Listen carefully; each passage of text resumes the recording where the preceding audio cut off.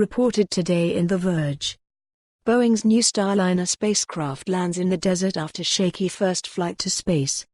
Boeing's new passenger spacecraft, the CST-100 Starliner, landed safely in the New Mexico desert this morning, bringing a swift end to a very rough debut flight to space.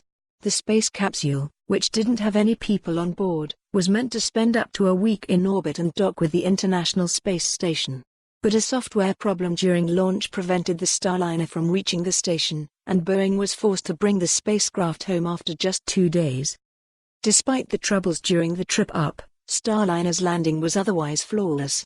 The capsule took itself out of orbit at around 7:23 a.m. ET on Sunday and plunged through Earth's atmosphere to reach the surface below. After surviving temperatures of 3,000 degrees Fahrenheit, the vehicle then deployed 3 main parachutes to lower itself down gently to the White Sands Missile Range in New Mexico. As it touched down at the site, just before 8 a.m. ET, the Starliner also inflated airbags to cushion its landing. Demonstrating this landing capability was a big deal for the Starliner's short, but critical, trip, as it shows that the spacecraft can come back from space safely.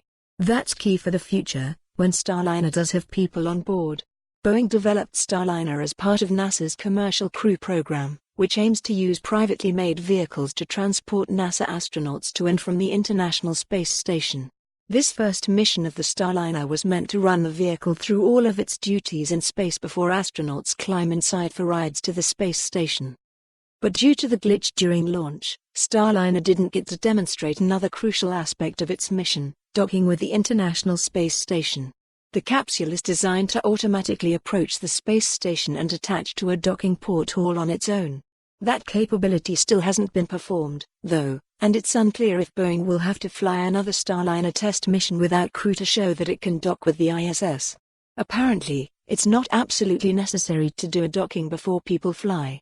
Both Boeing and SpaceX proposed a mission to do an uncrewed test flight that demonstrated a docking, so I would not say that's a requirement, Steve Stick, the deputy manager of NASA's Commercial Crew Program, said during a press conference after the launch.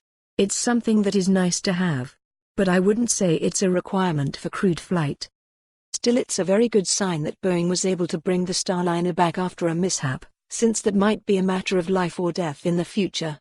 Ultimately, an improperly timed clock is to blame for the capsule's unexpected performance. Just after launching to space, the Starliner was supposed to perform a much nay. For more on this story, visit the news article link.